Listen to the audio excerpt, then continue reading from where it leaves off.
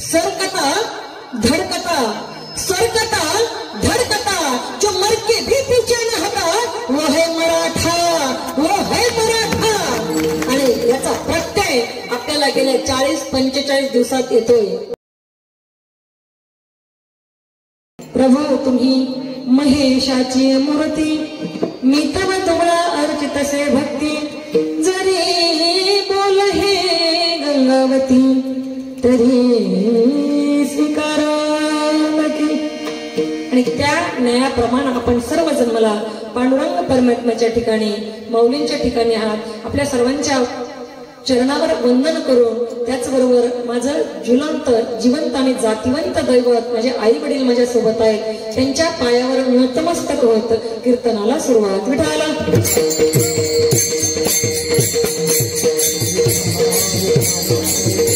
महाराज म्हणत आहेत, झुंजार ते एक विष्णुदास जगी। झुंजार कुणाला म्हणायचंय या ठिकाणी प्रस्तुत अभंगामध्ये महाराज वर्णन करतायत। झुंजार म्हणायचंय कुणाला, जो झुंज देतो त्याला झुंजार म्हणायचंय। मग तुम्ही म्हणाल आम्ही सकाळी उठल्यानंतर कोंबडीची झुंज पण पाहतो, मग त्यांना झुंजार म्हणता येईल का? अजिबात म्हणता येणार नाही। तुम्ही म्हणाल आम्ही दोन बैलांच्या टक्करी पाहतो, एकमेकांच्या अंगावर धावून जातात, शिंगाने एकमेकांना दुखापती करतात, इजा करतात, रक्तबंबाळ करतात, मग त्यांना झुंजार म्हणता येईल का? अजिबात म्हणता येणार नाही। तुम्ही म्हणाल अरे इतभर मागण्यासाठी भाऊ भावाच्या मानेवर कुऱ्हाडीचे घाव करतोय, अगदी रक्ताच्या थारोळ्यात भावाला पाडतोय, झुंज देतात, टक्कर देतात, भांडणं करतात एकमेकांशी, मग त्यांना झुंजार म्हणता येईल का? अजिबात म्हणता येणार नाही। झुंजार म्हणायचंय कुणाला, जो प्रस्थापितांच्या विरोधात लढतो त्याला झुंजार म्हणायचंय, त्याला झुंजार म्हणायचंय। झुंजार झाले म्हणजे संत महात्मे। जन्माला ब्राह्मण समाजात येऊन सुद्धा माझ्या माऊलींना सगळ्यात जास्त त्रास ब्राह्मण समाजाने दिला।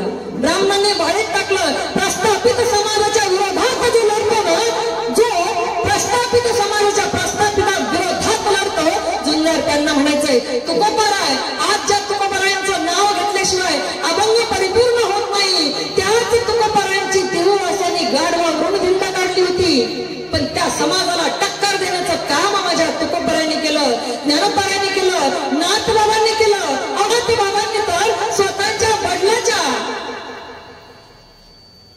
श्राद्धानिमित्त ब्राह्मणांना भोजनाला बोलवलं होतं, परंतु ब्राह्मणांना यायला उशीर झाला म्हणून हरिजनाची पंगत बसवणारे माझे नाथबाबा लढले तर प्रस्थापितांच्या विरोधात, सत्तेच्या विरोधात लढले, पण स्वतःसाठी नाही फक्त तर ते समाजासाठी लढलेत, म्हणून आज त्यांचे नाव आपण घेतोय कीर्तनामध्ये। म्हणून त्यांना समाज विसरत नाहीये। जे स्वतःसाठी जगतात त्यांना स्वतःच्या घरातले माणसं सुद्धा विसरतात, आणि जी माणसं समाजासाठी लढतात ती मरून सुद्धा अमर होतात। हा आपला इतिहास आहे आणि तो इतिहास आपण कधीच विसरायचा नाही।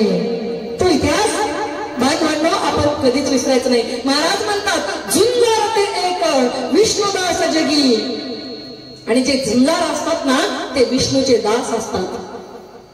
त्यांच्या अंगाला पाप पुण्याचा लवलेशही लागत नाही, पाप पुण्य त्यांच्या अंगाला लागत नाही। त्याचं कारण काय विचारलं तर महाराज दुसऱ्या चरणात सांगतात, काय कारण आहे? गोविंद असणी गोविंद शयनी गोविंद त्यामणी बैसलासे। त्याचं कारण असं आहे, ते विष्णुदास जे आहेत ना सतत नामस्मरण करतात, उठता बसता झोपल्यानंतर जागृती शेणी कुठल्याही अवस्थेमध्ये त्यांचं नामस्मरण सुरू असतं, म्हणून त्यांच्या अंगाला पापपुण्य लागत नाही। बरं यांची लक्षणं काय आहेत? महाराजांना विचारलं एका साधकानं, का हो महाराज यांची लक्षणं काय आहेत? तर महाराज तिसऱ्या चरणात सांगतात, ऊर्ध्व पुंड्रभाळ कंठी शोभेमान कापी जे कळकाल तयाबेने। ज्यांच्या कपाळावर उभा गंध असतो, ज्यांच्या गळ्यात पवित्र तुळशीची माळ असते, आणि ज्यांना काळ सुद्धा थरथर थरथर कापतो ना, त्यांना विष्णुदास म्हणायचे, त्यांना विष्णुदास म्हणायचे महाराजांचं म्हणणं आहे। आणि शेवटी महाराज सांगतात, तुका म्हणे शंख चक्रांचे शृंगार। त्या भगवंताच्या हातात काय आहे? शंख आहे, चक्र आहे, गदा आहे, पद्म आहे। त्या भगवंताचं नाम ज्यांच्या मुखात आहे ना, नाम अमृत सार मुखा माझी, ज्यांच्या मुखात त्या नावाचं नाम आहे ते विष्णुदास आहे आणि त्यांनाच झुंजार म्हणायचे. झुंजार ते एक विष्णुदास जगी पाप पुण्य अंगी नातळत्या. हा झाला अभंगाचा सरळ सरळ भावार्थ. आता जर कोणाला झोपायचं असेल तर बोला, कुणाला झोपायचं असेल तर अजिबात झोपायचं नाहीये. आपण 40-42 वर्षापासून झोपलेलेच होतो. आता कुठेतरी आपल्याला जाग आली आहे. आता मात्र आपण झोपेचं सोंगही करायचं नाही आणि झोपेत तर अजिबात जायचं नाही. आता जागृत व्हायचंय. त्याचं नाव कीर्तन, त्याचं नाव कीर्तन विठाला.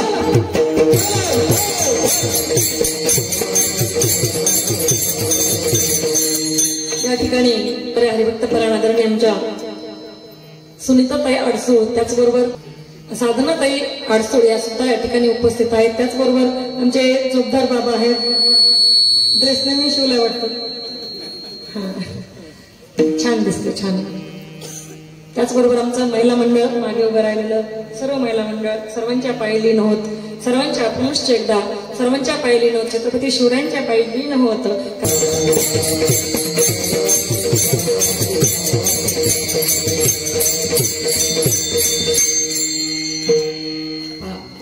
लढा आरक्षणाचा आहे.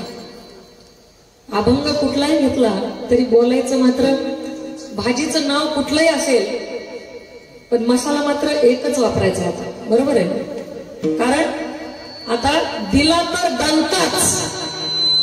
लक्षात घ्या माझ्या तरुण तडफदार बांधवांनो, दिला तर दणकाच आणि मोडला तर मनकाच. आता हे आपण म्हणतोय मराठा आरक्षण, मराठा आरक्षण, मराठा आरक्षण. मराठा म्हणजे काय हे तरी आपल्या लक्षात आलंय का? कुणाला म्हणायचंय मराठा, कुणाला म्हणायचंय मराठा? सांगून जाईल. सरकटा धड़कटा, सरकटा धड़कटा, जो मर के भी पीछे न हटा वो है मराठा, वो है मराठा. आणि याचा प्रत्यय आपल्याला गेल्या 40-45 दिवसात येतोय. अहो कुठल्या आमदाराच्या मागे नाही, कुठल्या खासदाराच्या मागे नाही, कुठल्या पुढाऱ्याच्या मागे नाही, कुठल्या मंत्र्याच्या मागे नाही, कुठल्या मुख्यमंत्र्याच्या मागे नाही, कुठल्या पंतप्रधानाच्या मागे नाही, राष्ट्रपतीच्या मागे सुद्धा कधी एवढा समाज एक वाटला नव्हता. तेवढा समाज माझ्या मनोहर दादा जरांगेच्या पाठीमागे उभा राहिलाय. हे मराठ्यांचं साम्राज्य आहे बांधवांनो. आपल्या जीवावर मोठे झालेले लांडगे आता ठेचायची वेळ आली आणि ते आपल्या हातात आहे. आम्ही तुम्हाला दान करतोय, दान दर पंचवार्षिकला. काय करतोय आम्ही? आम्ही दानशूर आहोत. आम्ही दान करतोय तुम्हाला. तुम्ही भिकाऱ्यासारखे आमच्या दारात हात जोडून येताय. आमच्याकडे लक्ष राहू द्या बरं का, आमच्याकडे लक्ष राहू द्या. तेव्हा तुम्ही आम्हाला मायबाप म्हणताय. मायबाप आमच्याकडे लक्ष राहू द्या, आमच्याकडे लक्ष राहू द्या. तुम्ही आमच्याकडे लक्ष दिलं तर आम्ही तुमच्यासाठी हे करू, आम्ही तुमच्यासाठी ते करू, आम्ही तुमच्यासाठी ते करू.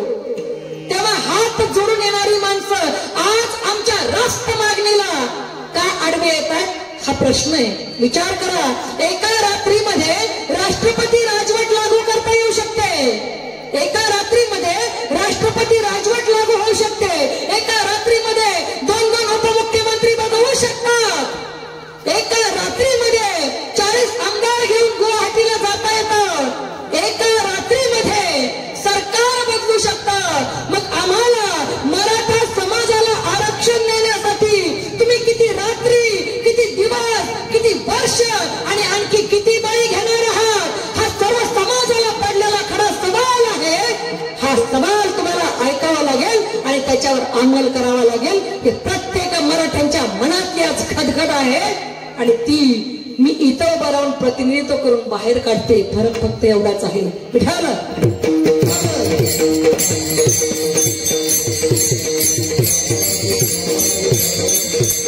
कुणीतरी गेलं एका माणसानं मनोज दादा जरांगेला परेशान करून सोडले. नवे अख्ख्या समाजाला परेशान करून सोडले. कशासाठी सोडलंय? स्वतःच्या जातीसाठी सोडलंय. एका माणसानं, मी नाव कुणाचंही घेणार नाही, सगळ्यांच्या लक्षात येत आहे, एका माणसानं एवढं हैराण परेशान करून सोडलंय स्वतःच्या जातीसाठी. मग आपले काय झोपले की शंका द्यायला पाहिजे नव्हतं? काय म्हणणं असेल तुमचे? आपलं एक जण तिथं जात आहे, कोणतं सगळ्यांना माहितीये, लक्षात घ्या. आपलं एक जण तिथं जाऊन बोलतोय, अरे ओबीसी समाजातलं आरक्षण जर मराठा समाजाला दिलं, ओबीसी मधून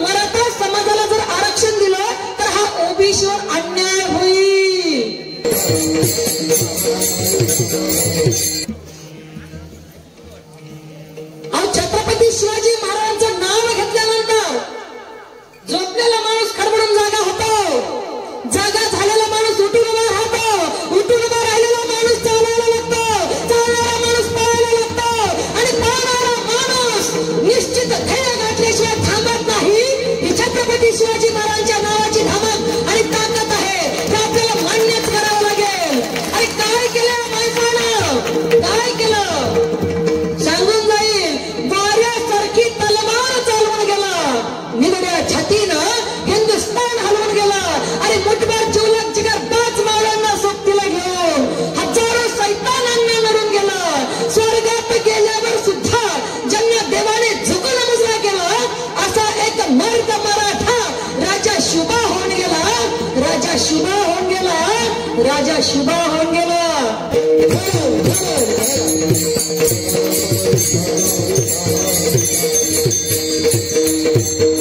आणि तेच आज आपण जर छत्रपती शिवाजी महाराज यांचं नाव किंवा दुसरे छत्रपती शिवाजी महाराज मनोज दादा जरांगे पाटलांना संबोधलं तर अजिबात वावग होणार नाही असं मला तरी किमान वाटतंय बरं का. कारण ज्या माणसानं स्वतःचं घरदार सोडलं, ज्या माणसानं स्वतःची मुलं सोडली, ज्या माणसानं स्वतःचा परिवार त्यागलाय, आजही टीव्हीवर तुम्ही पहा, आता चालू लाईव्ह चालू आहे, ते म्हणतात माझ्या परिवाराला माझ्या समोर आणू नका, माझी आई माझ्या समोर येता कामा नये, माझी मुलं मला दिसता कामा नये. आणि तो माणूस लढतोय आपल्यासाठी. आपल्याला एक वेळ जीवन चुकलं ना, आपल्याला एक वेळ जीवन चुकलं ना तर दुसऱ्या टायमाला कधी खाईन आणि कधी नाही असं होतंय. आज 17 दिवस माणूस तुमच्या माझ्यासाठी उपाशी राहिला आहे, 17 दिवस. आणि आजचा हा 4था दिवस आहे. पुन्हा एकदा आरक्षणाच्या त्या आंदोलनाला आणि त्या उपोषणाला मनोज दादा जरांगे पाटील बसले. का बसले? तुमच्या माझ्या लेकरांनी पोटभर भाकरी खावी आणि आपण आरामात राहावं यासाठी तो माणूस झटतो एवढा. म्हणून म्हणते आज समाजाने दुसरे छत्रपती जरी त्यांना संबोधलं तरी सुद्धा वावगा होणार नाहीये नक्कीच बरं का. विठाल विठाल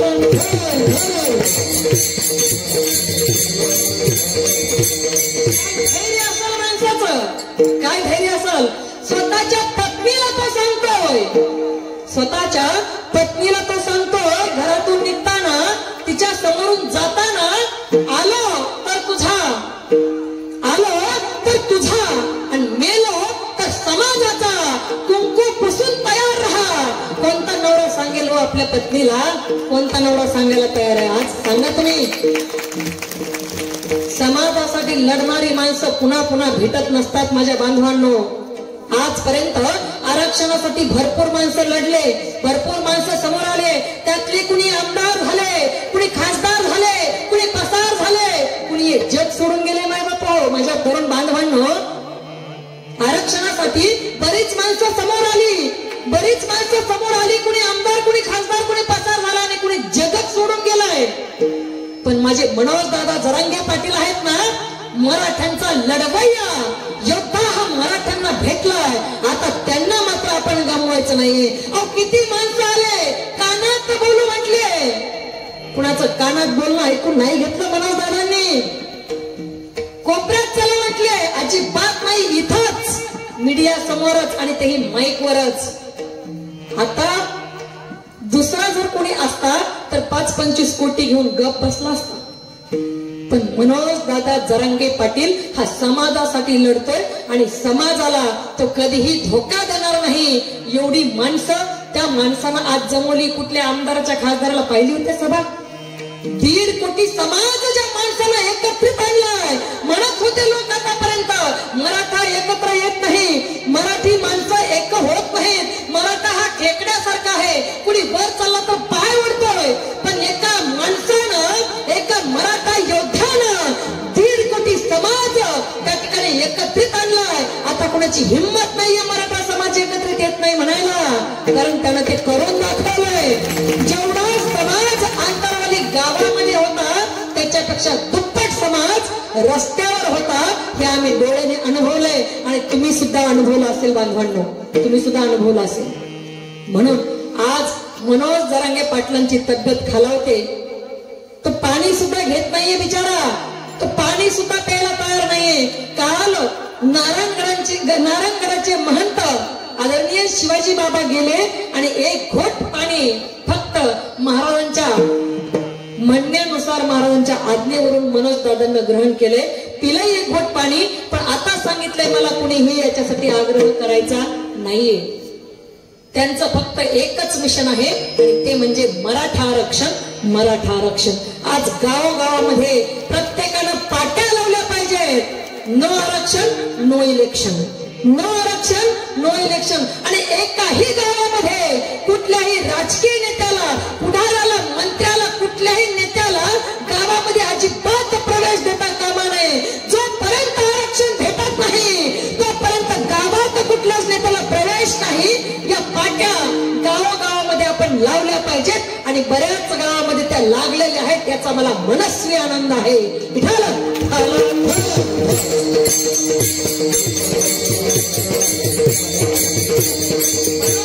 महाराज म्हणतात झुंजार कुणाला म्हणायचंय तर आज मी म्हणेल झुंजार साधू संत झाले, झुंजार शूरवीर योद्धे झाले.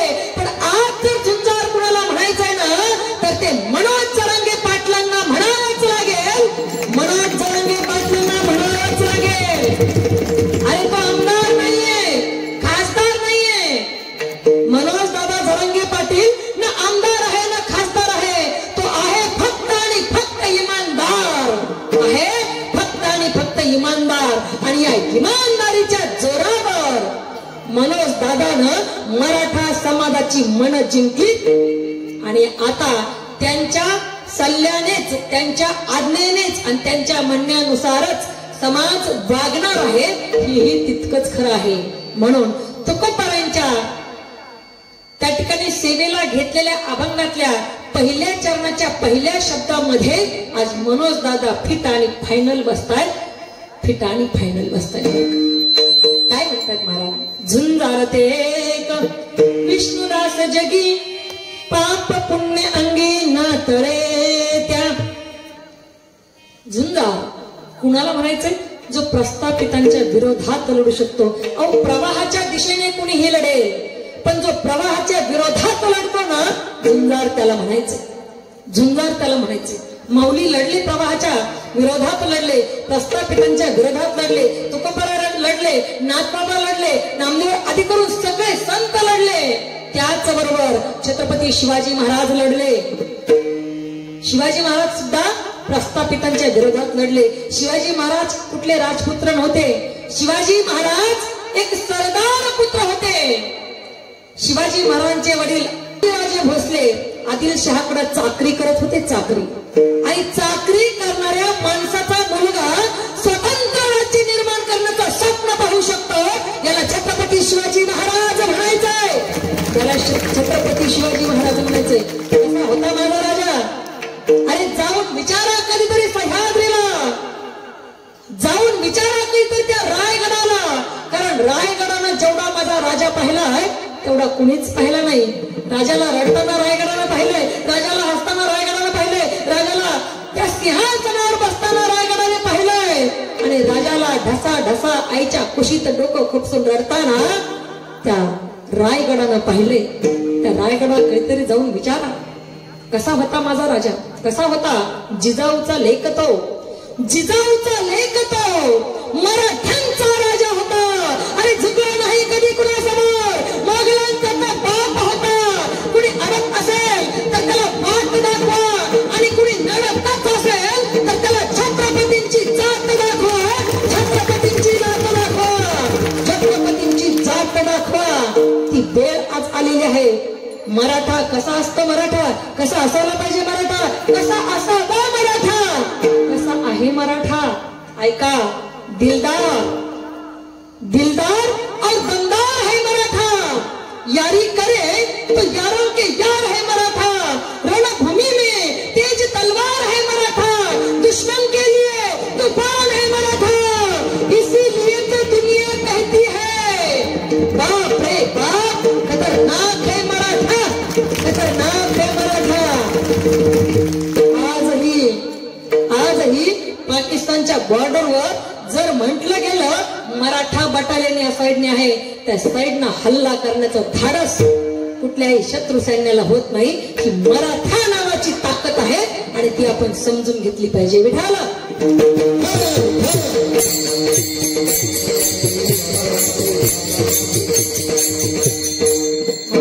झुंजार मला म्हणायचे. सर्व साधू संत या झुंजार या व्याख्येमध्ये मोडतात. सर्व शूरवीर या झुंजार व्याख्येमध्ये मोडतात. अहो एवढंच सैन्य मुठभर मावळे सोबतीला घेऊन छत्रपती शिवरायांनी स्वराज्य निर्माण केलं. माणसं वयानं मोठी होत नसतात, माणसं वयानं मोठी होत नसतात, ती कर्तृत्वाने मोठी होत असतात. छत्रपती शिवाजी महाराजांनी स्वराज्य निर्माण करायला सुरुवात केली. वय काय होता? वय होता अवघा 16 वर्ष. छत्रपती संभाजी महाराज बुधभूषणम नावाचा संस्कृत मधला ग्रंथ लिहिला. वय काय होता? वय होता अवघा 14 वर्ष. भगतसिंह फासावर गेले. वय काय होता? वय होता अवघा 23 वर्ष. सुभाषचंद्र बोस कलेक्टरची पदवी पास झाले, कलेक्टरची परीक्षा पास झाले. वय काय होता? वय होता अवघा 21 वर्ष. डॉक्टर बाबासाहेब आंबेडकरांनी स्वतःला चळवळीमध्ये झोकून दिलं. अरे वय काय होता? वय होता अवघा 25 वर्ष. राजर्षी शाहू महाराज स्वतःच्या हातात राजकीय पापुदंड घेतला. वय काय होता? वय होता अवघा 20 वर्ष. माणसं वयाने मोठी होत नसतात, ती कर्तृत्वाने मोठी होत असतात, ती कर्तृत्वाने मोठी होत असतात. आणि ते कर्तृत्व आपल्यामध्ये यायला पाहिजे. त्यासाठी आपण संतांचे शूरांचे चरित्र अभ्यासणं गरजेचं आहे, हे मी आवर्जून सांगेल. विठाल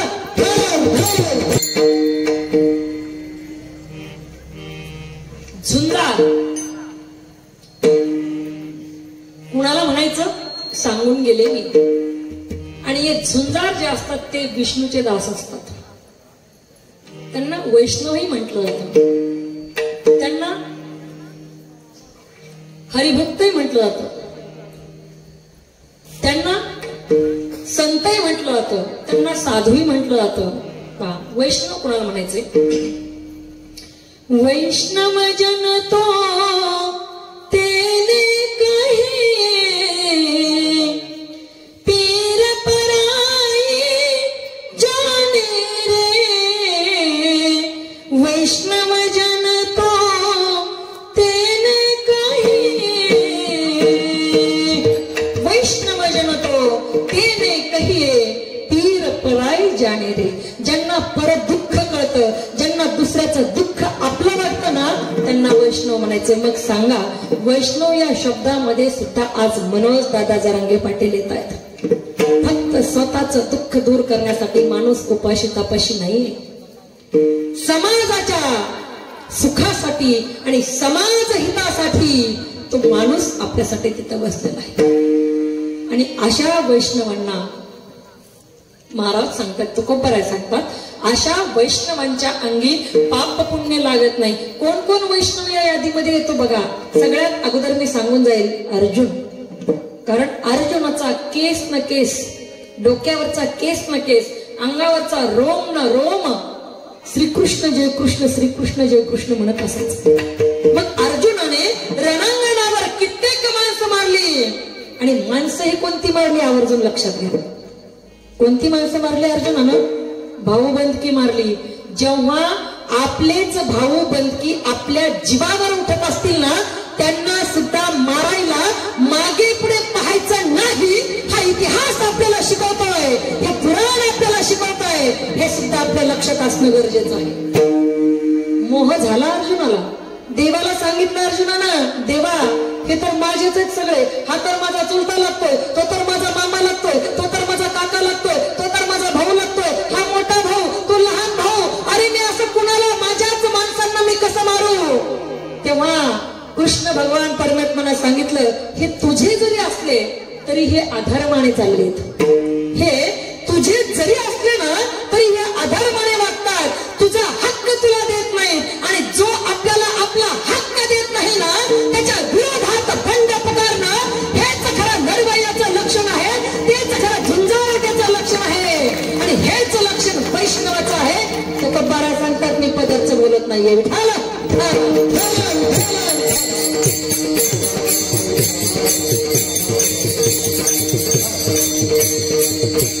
किती माणसं मारली अर्जुनानं.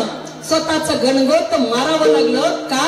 तर अधर्माने वागत होते, स्वतःचा हक्क त्याला देत नव्हते, अर्जुनाला हक्क देत नव्हते. म्हणून अर्जुनानं त्या कुरुक्षेत्रावर युद्ध केलं. रक्ताचा सडा झाला, माणसाचा चिखल झाला. पण आपला हक्क घेतल्याशिवाय ते पांडव सुद्धा राहिले नाहीत आणि माझा समाज सुद्धा राहणार नाही, हे सुद्धा आजच या ठिकाणी आपण आपल्या डोक्यात ठरवून घ्यायचंय.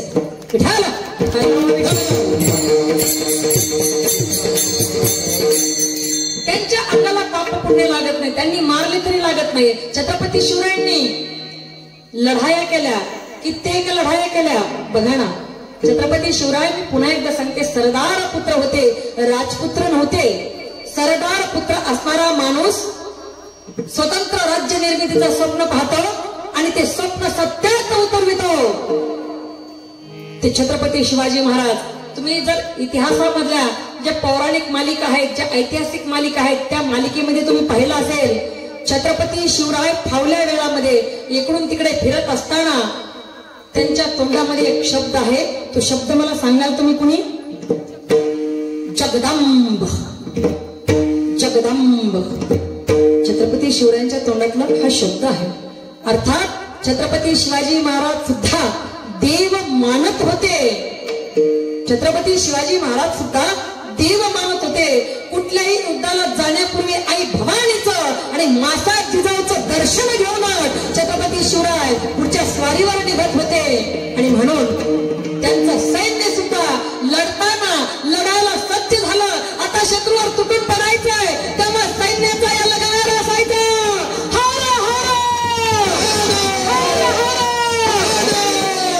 आणि म्हणून छत्रपती शिवरायांनी एवढं सैन्य मारून सुद्धा त्यांच्याही अंगाला पाप पुण्याचा लवलेश लागला नाही. त्याचं कारण महाराज अभंगाच्या दुसऱ्या चरणात सांगतात.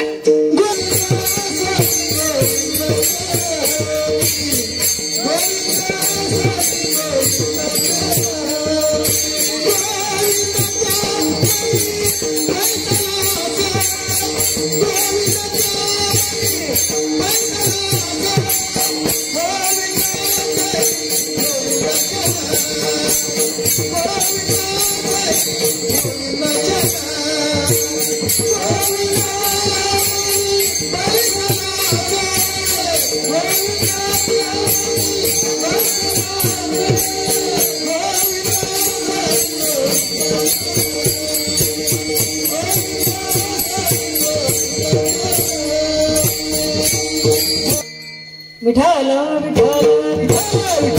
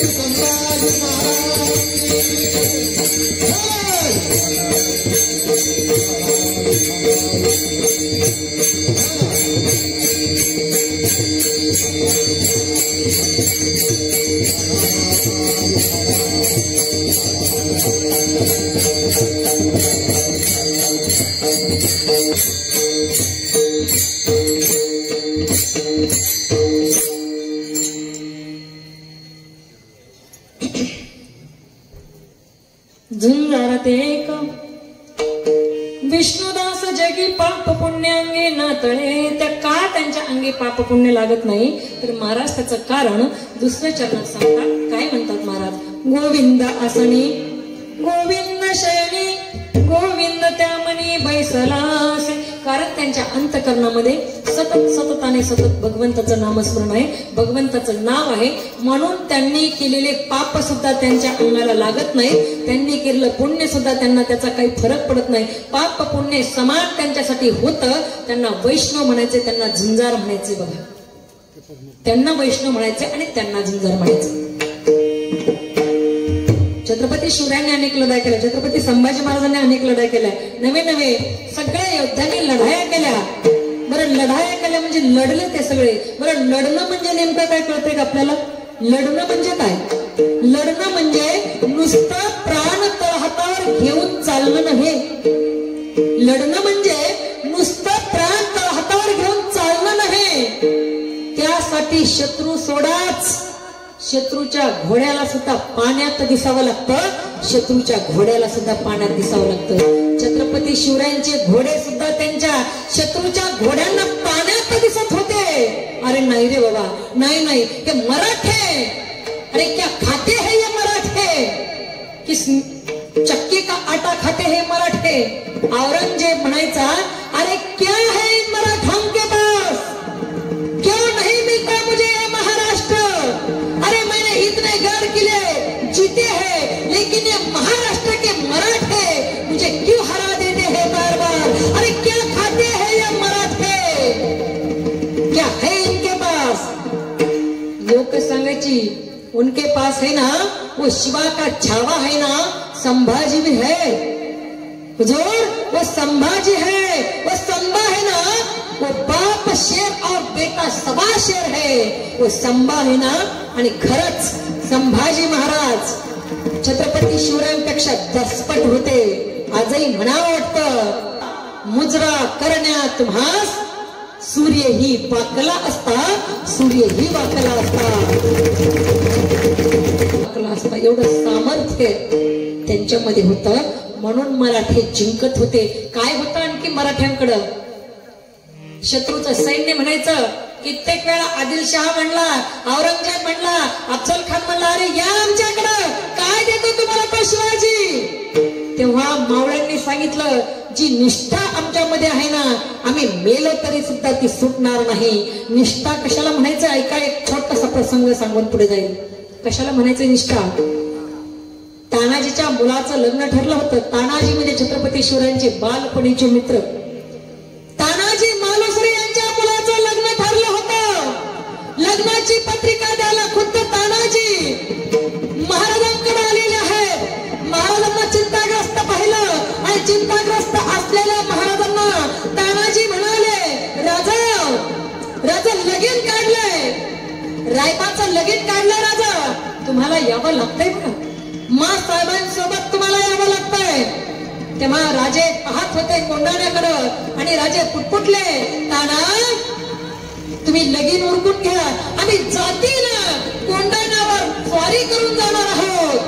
तेव्हा तडाला माझा तानाजी महाराज, राजा हा ताना जिवंत असेपर्यंत तुम्ही दस्तूर खुद्द जातीनं कोंडाण्यावर चाल करून जाणार, अशक्य, अशक्य आणि केवळ अशक्य. अरे आधी लगीन कोंडाण्याचं आणि मगच रायबाचं. कोंडाण्याचं लगीन लावायला गेलेला तानाजी रायबाचं लगीन लावायला पुन्हा वापस आलाच नाही. बांधवांनो, माझ्या माय बापा हो, याला निष्ठा म्हणतात, याला निष्ठा म्हणतात, याला निष्ठा म्हणतात. आज सगळीकडे निष्ठा तर नाहीच आहे, निष्ठा नाहीच आहे, पण सगळीकडे निष्ठा निष्ठी चालू आहे. सकाळी या पक्षाचं खातं, दुपारी त्या पक्षाचं खातं, संध्याकाळी त्या पक्षाचं खातं, आणि मध्यरात्री एका पक्षाची पेतोय आणि दुसऱ्या दिवशी 5 वेळाच मतदान करतो. आज कोणी कोणावर विश्वास ठेवायला तयार नाहीये. बघा किती अवघड परिस्थिती. मागच्या इलेक्शनला मी गावाकडे गेले, इलेक्शनच्या वेळेस मी गावाकडे गेले, इलेक्शन चालू होतं, मतदान चालू होतं. मी गेले कारण मतदान हा प्रत्येकाचा हक्क आहे आणि तो बजवायचा. पण आता नाही, सध्या नाही. मतदानावर बहिष्कार टाकला पाहिजे. आपण दाते आहोत हे आपल्याला पण समजलं पाहिजे कधीतरी. मतदानावर बहिष्कार टाकायचा आहे. आम्हाला मतदान करायचंच नाही. आपलीच माणसं जेव्हा आपल्या नरडीचा घोट घ्यायला तयार होतात ना, त्यांचं नरड दाबण्याची ताकद आपल्यात आहे हे त्यांना दाखवूनच द्यायला पाहिजे. दाखवायचंच, अभी नाही तो कभी नाही. आता माघार नाही, आता माघार घ्यायची नाही, लक्षात ठेवा. मी इलेक्शनला गावाकडे गेले. माझ्या पुढं एक माणूस मतदान करण्यासाठी ते थोडस आडोसा केलेला असतो, प्रत्येकाकडेच असतोच तो आडोसा केलेला असतो. त्या ठिकाणी उभा होता तो. बराच वेळ झाला, 5 मिनिटं झाले. मला वाटलं त्याला विचार करायचा असेल, कुणाला मतदान करायचंय कुणाला नाही, जरा विचार चालू असेल त्याचा, लक्षात नसेल. मी 5 मिनिट थांबले. आता माझा नंबर होता त्याच्या मागे. पुन्हा 5 मिनिट गेले. मी म्हटलं, दादा करा ना लवकर मतदान, मला पण मतदान करायचंय, जायचंय लवकर, करा मतदान लवकर. तो म्हणे थांबा ताई, 5 मिनिटं थांबा ना. म्हटलं ठीक आहे. 5 मिनिट अजून वेळ घेतोय, विचार करून मतदान करतोय आणि विचार करूनच करायला पाहिजे बरं. हा, मतदान विचार करून करायला पाहिजे. आणखी 5 मिनिट घेतो, घेऊ देत. आणखी 5 मिनिटांनी मी त्याला म्हंटल, दादा करा ना लवकर मतदान, मला पण मतदान करायचंय, मला जायचंय घरी, माझं छोटं बाळ आहे, मला जायचंय घरी. तो म्हटला, अहो ताई 2 मिनिटं थांबाव.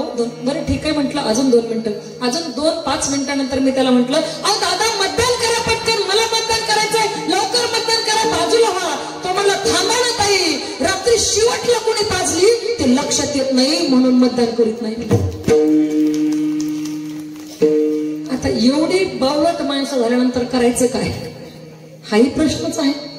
आणि तसे अनेक प्रश्न अनुत्तरितच असतात माणसांच्या जीवनामध्ये.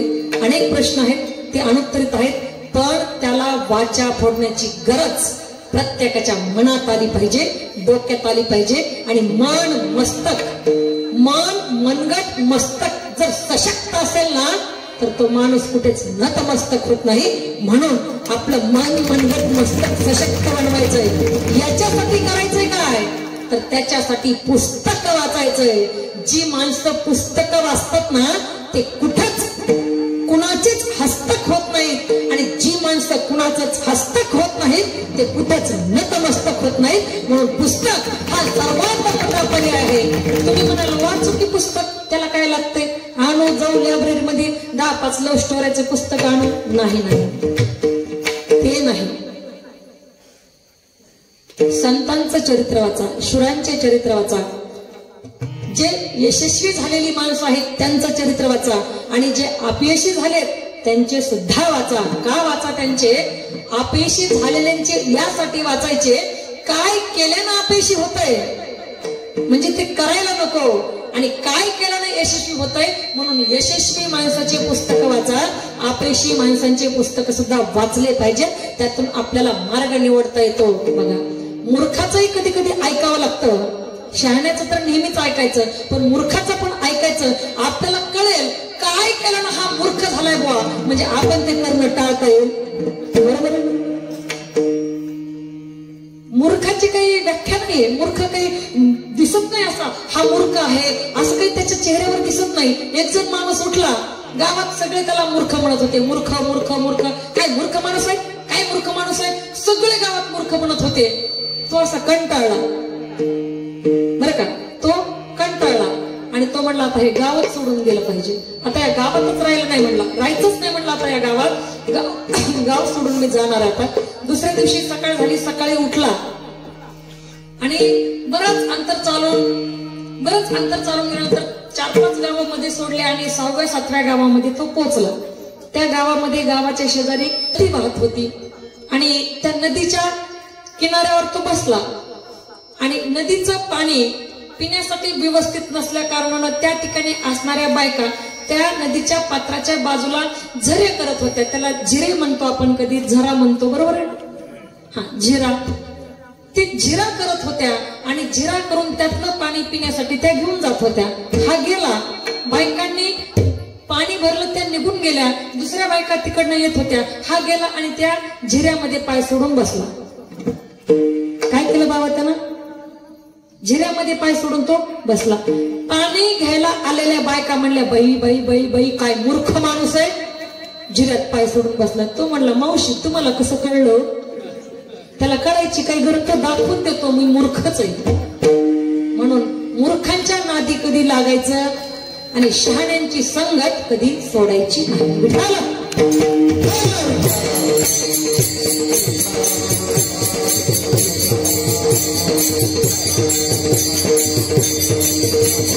संगत जीवनात फार महत्वाची बरं का, संगत फार महत्वाची जीवनामध्ये. तुम्ही राजाची संगत केली, तुम्ही राजाची संगत केली ना, कधी गुलाम करून ठेवेल सांगता येत नाही. पण तुम्ही जर कधी साधूची संगत केली, कधी देव भेटून देईल सांगता येत नाही.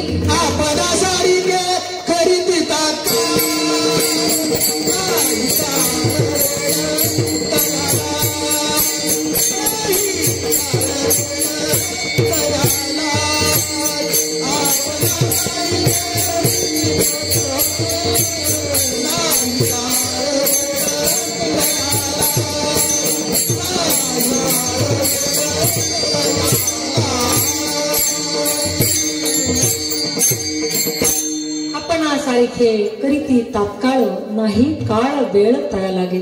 आपल्यासारखं करण्याची हिम्मत, जिगर, शक्ती आणि सामर्थ्य हे फक्त संतांमध्ये आहे. देव सुद्धा ते करू शकत नाही. देव कसा आहे? देव उदार आहे, पण तो कसा उदार आहे? घेसी तेव्हा देशी ऐसा असशी उदार. पण संतांचं तसं नाही. संत काही घेत नाहीत. अहो, द्रौपदीला एवढे ऋषी मुनी जेवायला घालण्यासाठी तिनं भगवंताचा धावा केला. देवा लवकर धाव रे देवा. आता 88,000 ऋषींना मी कसं जेवण घालू? घरात पण काहीच नाहीये, संपलंय सगळं. कारण त्यांना वनवासामध्ये असताना भगवंतानं एक पात्र दिलेलं आणि त्या पात्राला जेवढं पाहिजे तेवढं मागून घ्यायचं. आणि एकदा का ते पात्र धुवून ठेवलं, पुन्हा दुसऱ्या दिवशी सकाळीच ते काम करत होतं.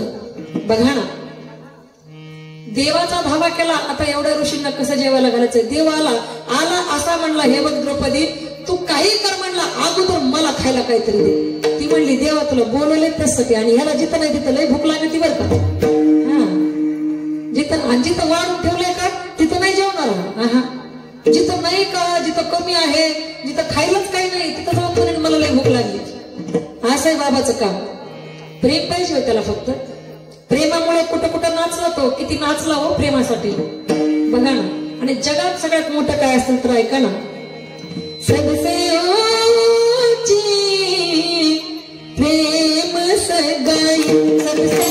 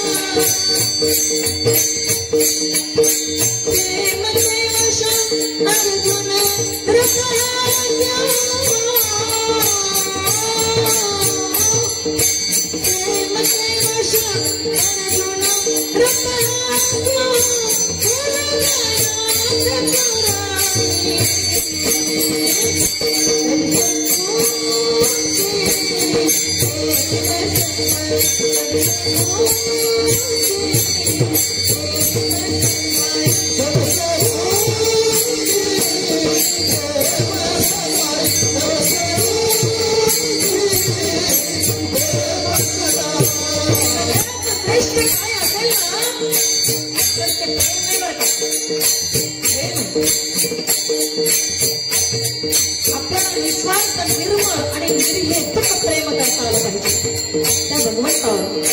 त्या भगवंतावर प्रेम केलं साधू संतांनी, आणि साधू संतांवर भगवंतांनी केलं हे निर्हेतुक निष्काम प्रेम.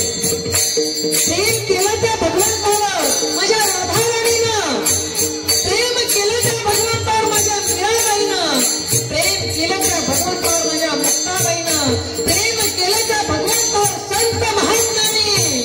निर्हेतुक निष्काम प्रेम. आणि प्रेम केलं माझ्या छत्रपती शिवाजी महाराजांवर, तत्कालीन मावळ्यांनी. ते प्रेम आपल्याला करता आलं पाहिजे बांधवांनो, माय बाप हो, तसं प्रेम आपल्याला करता आलं पाहिजे. सगळ्यात श्रेष्ठ भक्ती जर तुम्ही केली असेल ना, तर ती वृंदावनामधल्या गोपिकांची भक्ती आहे का. काय प्रेम केलं हो त्या गोपिकांनी देवावर. अहो, प्रेम दारात यायचा, त्या गवळणी म्हणायच्या, देवा नाच ना, देवा नाचून दाखव ना, नाचून दाखव थोडस. कृष्ण कन्हैयानं म्हणाला, मग मला काय देणार. तेव्हा गवळणी म्हणायच्या, तुला नाही का मी ताक देईल रे, गब्बर ताक देईल. अहो, गब्बर ताकावर देव नाचला हो, गब्बर ताकावर देव नाचला माझा. पण त्यामागे मोठी संपत्ती होती, ती प्रेमाची होती, हे मात्र विसरता कामा नाही बरं. प्रेमामध्ये नाचला देव, नाचवलं गवळणींनी गोपिकांनी प्रेमाने. किती प्रेम केलं त्या गोपिकांनी, काय प्रेम केलं. म्हणून वर्णन गीतकार ऐका.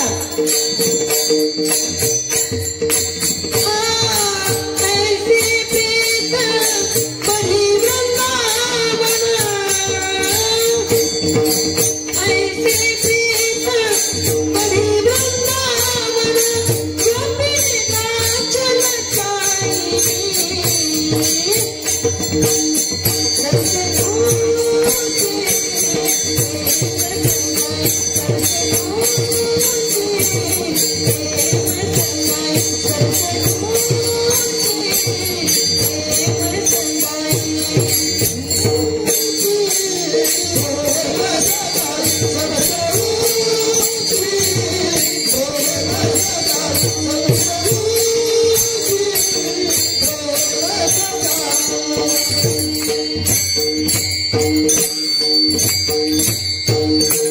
जगात जर सर्वश्रेष्ठ काय असेल ना तर ती प्रेम आहे बरं का. प्रेमाशिवाय संसार सुद्धा फुलत नाही आणि प्रेमाशिवाय प्रपंच सुद्धा पूर्णत्वास जात नाही. प्रेम सर्वात महत्वाचं आहे, प्रेम सर्वात श्रेष्ठ दर्जाचं आहे. प्रेमाची उंची एवढी आहे ना त्याच्यापेक्षा उंच काहीच नाहीये. देव फक्त त्याचाच भुकेला आहे बरं का. देव भावाचा, भाव म्हणजेच प्रेम. देव भावाचा भुकेला आणि तोच दुष्काळ आहे त्याला बरं का. दुष्काळ त्याला तोच आहे. आपण षोडशोपचारे पूजा करू, खायला पाहिजे तेवढे पदार्थ देऊ, सगळं करू त्याच्यासाठी, पण अंतःकरणात भाव असेल तर तो देव पावतो बरं का. मनी नाही भाव आणि देवा मला पाव. देवा शान पावायचा नाही रे, देव बाजारचा भाजीपाला नाही, देव बाजारचा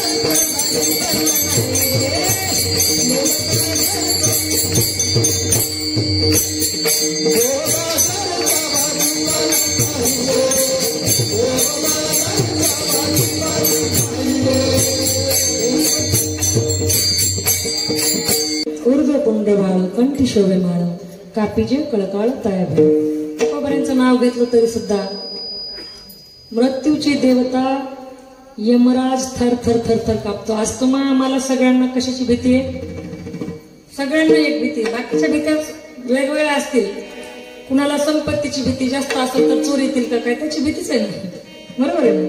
मी आहो पैशावाल्यांना झोपा येत नाही तर रस्त्यावर झोपडे बांधून राहणारे माणसं पडले की झोपत येतं, पडले की अंथरुणावर झोपत येतं. अंथरुणाची सुद्धा गरज नाही त्यांना, खाली झोपत येत ते. पण पैशावाले त्यांना बेड, त्याच्यावर 10,000ची गादी, ती स्पंजची गादी, तरी सुद्धा त्यांना झोपा येत काय येत नाहीत, संपत्ती जास्त म्हणून झोपा येत नाहीत. बघा, कुणाला संपत्तीची भीती, कुणाला सत्तेची भीती. आज माझ्याकडे खुर्ची पण उद्या दुसऱ्याला जाते का काय? ज्याच्याकडे सत्ता आहे त्यांनाही भीती आहे, भीती आहे. कोणाला सौंदर्याची भीती, सौंदर्यवान माणूस आहे, रूपवान आहे, पण वय होत चालल्यानंतर सौंदर्य संपत आहे. सौंदर्य काही टिकणारी गोष्ट नाहीये. त्या सौंदर्याची भीती, त्या भीतीमध्ये श्रीदेवीने स्वतःचा जीव गमावला, सगळ्यांना माहिती. सांगायचं कशाला? येते लक्षात आपल्या. सौंदर्याची भीती, सौंदर्य संपत की काय? म्हातारपण जवळ यायला लागले. सौंदर्य अरे सगळ्यांना कोणत्या ना कोणत्या गोष्टीची भीती आहे, पण एक भीती मात्र सगळ्यांना सारखी आहे. कोणती भीती ती? मरणाची भीती. आपल्या सगळ्यांना मरणाची भीती. पण माझे जगद्गुरु तुकोबारे आदी करून सगळे संत म्हणतात, जगा काळ खाय आणि माथा दिला पाय. आम्ही त्या काळाच्या माथ्यावर पाय दिलाय आणि त्या काळाच्या माथ्यावर पाय देऊन आम्ही भगवंतापर्यंत जाऊ शकतोय. छाती ठणकावून सांगतात संत. तुकोबारांचं नाव ऐकले की धडधडी भरते. कुणाच्या मनात? त्या यमराजाच्या मनात. तुकाराम तुकाराम नाम घेता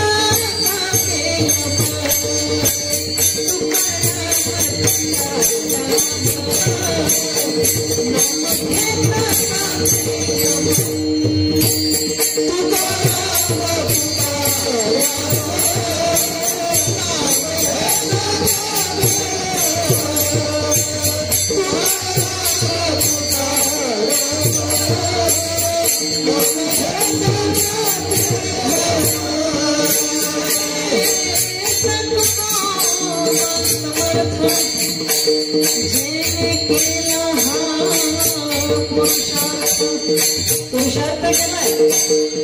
पाचवा भेद गाथा निर्माण केलाय आणि गाथा कोणी वाचायचं ऐकायला ज्याचा माथा भरकटलाय ना त्यांनी गाथा वाचायचा. माथा जाग्यावर आल्याशिवाय राहत नाही. तो गाथा काम करतो, तो माथा जाग्यावर आणण्याचं. म्हणून त्याने केला हा पुरुषार्थ. पुरुषार्थ केलाय. दत्ता पित्याच्या विरोधात लढाई दिली. अरे ज्या काळामध्ये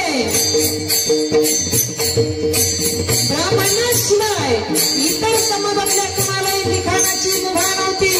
कुणी लिहित नव्हतं, कुणी लेखणी हातात घेत नव्हतं. त्या काळामध्ये माझ्या तुकोबारायांनी गाथा दिला. भ्रष्टाचाराच्या विरोधात लढणं आहे.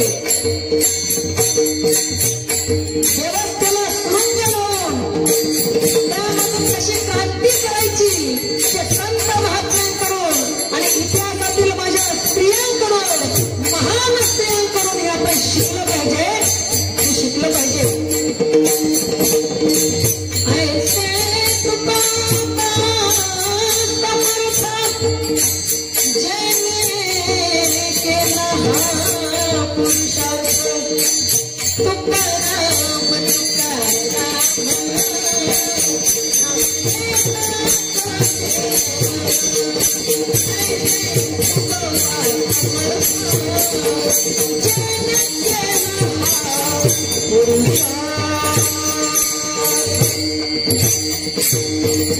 संत श्रेष्ठ तुकाराम महाराज की.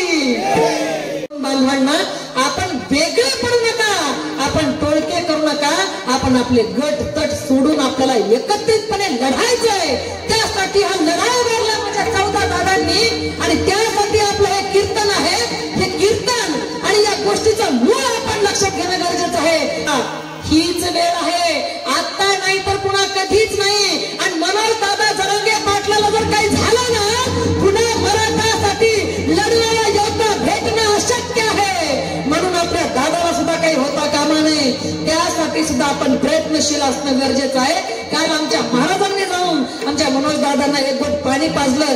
तसं मला असं वाटतं, माझं स्वतःचं वैयक्तिक मत आहे. आज कलेक्टर ऑफिस समोर बोलताना सुद्धा मी बोलले की आपल्या समाजातील काही बांधवांनी तिथं जाऊन दादांना बोललं पाहिजे, दादा तुम्ही पाणी पिऊन त्या ठिकाणी आंदोलन करा, उपोषण करा, तुम्ही जेवून उपोषण करा. आणि तुम्ही जर पाणी पित नसाल, तुम्ही जर अन्न खात नसाल, तर आम्ही सगळे तुमच्या सोबत तिथं उपोषणाला बसणार आहोत. तरच मनोज दादा जरांगे पाटील काहीतरी खातील आणि पितील बर का. हे सुद्धा करणं गरजेचं आहे. कारण तो माणूस एकदा गेला, पुन्हा कुणी पुढे येणार नाही. मराठी आपलं कीर्तन त्याच्यासाठी एकत्रितपणा दाखवायचा, आपल्याला एकजूटपणा, एक संघ आपण झालो पाहिजे. आणि ती ताकद दाखवून दिली आपण. आता मात्र वेगळे पडू नका इतरांपासून, सगळ्यांनी एकत्रित राहा, एवढं मला सांगायचंय. विठ्ठल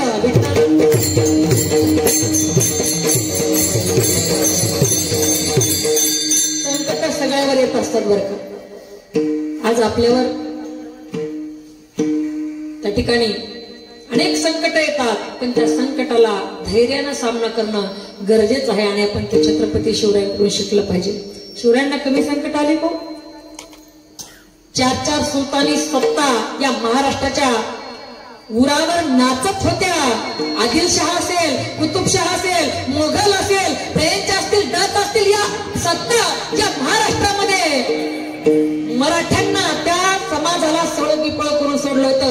आणि माँ जगदंबेच्या चरणी आयसात जिजाऊंनी मागणं मागितलं, हे माते, हे जगदंबे, या महाराष्ट्राच्या मातीला वाचवणारा, महाराष्ट्रातल्या लेकी बाळींची आबरू वाचवणारा पुत्र माझ्या पोटी घाल. आणि तेव्हा रायगडावर असणाऱ्या शिवाई देवीला नमस्कार केल्यानंतर देवीनं कौल दिला आणि छत्रपती शिवरायांसारखा पुत्र रत्न माझा जिजाऊला प्राप्त झालं. दिवस होता 19 फेब्रुवारी 1630. या दिवशी महाराष्ट्रामध्ये एक सूर्य उगवला आणि त्या सूर्याचं नाव आहे छत्रपती शिवाजी महाराज. माता जिजाऊंचं पुण्य उदयाला आलं. आई जिजाऊची पुण्याई, आई जिजाऊची पुण्याई, कशी आली आठवला. बापाचा बाप आणि